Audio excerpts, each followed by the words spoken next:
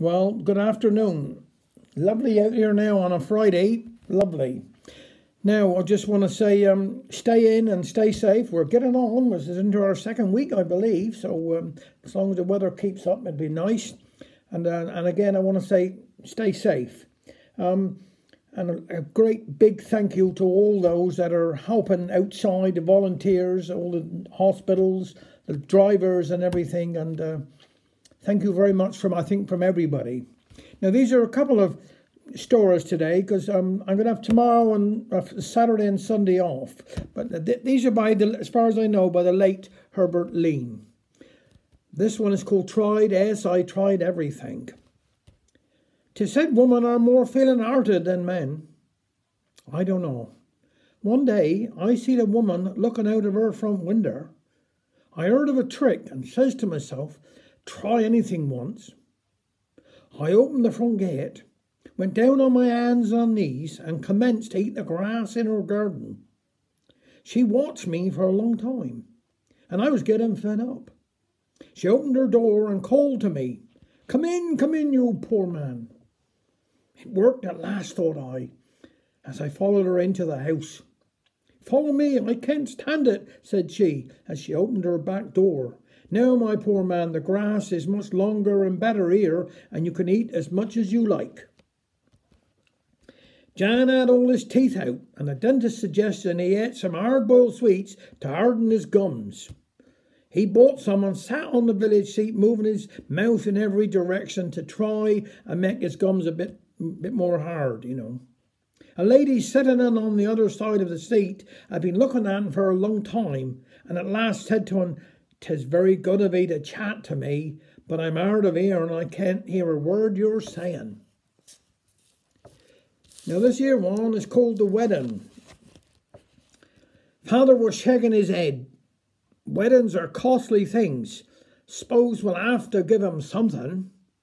What about the old butter dish in on the whatnot? We shan't want that no more. Can't give 'em that, 'cause that's what she gave us when we was married. How don't he make something that will be handy? I know, one of your fancy mousetraps. Mousetrap, did he say? No mice can live where Aunt Martha is. She'd have stopped the clock now every night to save the workings. What about making a writing desk like what we got, with two sides to it? One side to hold old boot brushes and the other side to keep the tea in? Asked Richard Henry. The very thing, says Mother. Well done, boy. I was thinking poor old Martha hadn't had much luck with her men. This will be her 5th wedding, and 'tis poor Toba's turn.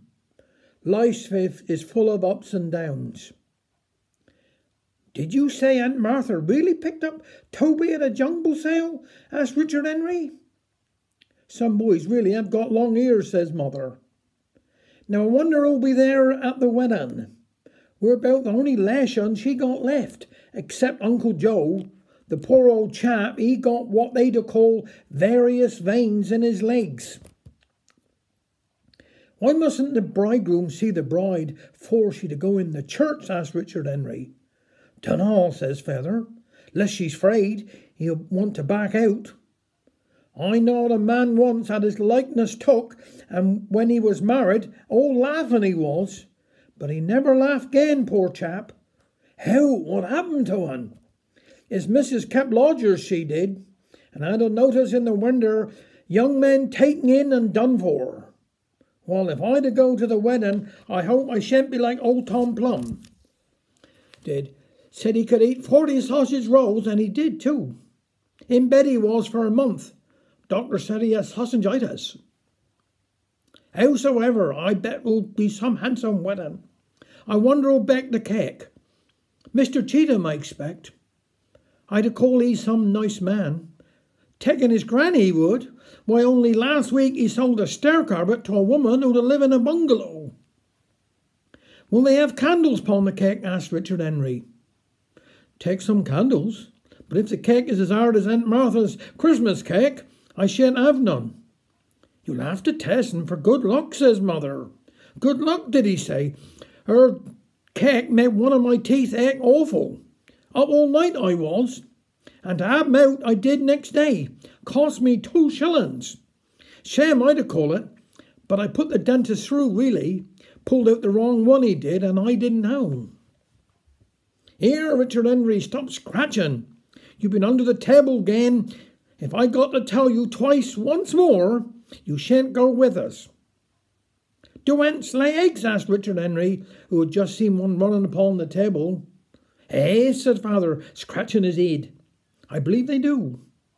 I should like to see Aunt Martha lay one egg, wouldn't you? Said Richard Henry. That's nothing, says father. In the foundation in the new chapel is a get stone. I bet 1/2 ton. What a man from up Camborne laid. The small rooms were packed, bit like Clemo's bus. Always room for one more. Comes on in, says Aunt Martha, wiping her hands and her penny. What will he be having? I ain't got nothing stronger than blackberry wine, but that's got poor Toby out. He's under the table now. When he woke up, he wanted to know if it was all over. Over now. Comes on, says Martha. 'Tis time to go to church, and mind everybody must go, 'cause the last time somebody stayed behind, they ate all the sandwiches. The organist, who was stone deaf, had been playing Here Comes the Bride for half an hour before they arrived. He had to be stopped, and just as Aunt Martha entered the church, he played See the Conquering Heroes Come. The parson soon got the service over, for, as he said, Aunt Martha had heard it all so many times before that he need not repeat it again. Everyone wanted to shake hands with Toby and told him he was a very lucky man. Don't know about that, says he. Time will tell. The other 4 didn't live more than 8 years all put together. Well, says father, I could do with someone to eat. Mother was heard to say she was chacking. There was roast pork, roast duck with green peas and heavy organ to finish up with. Ate up, says Toby. Some other poor fellow will have to pay for the next feast. Speech, shouted someone as the wine was passed around. Father, you get up and say something, says mother. Shan't. Get up yourself, replied father. I can't, my head is buzzing, says mother. At last father got up. He did and done some handsome job. Dear friends, I know you all too well to call you ladies and gentlemen. This is a great occasion. There are many gone on, looking at the photos of the 4 departed husbands hanging on the wall, who would have liked to have been here today to have something to say. Aunt Martha, you have treated us well, and we hope you'll live to see many more occasions like this. Thank you very much. Take care.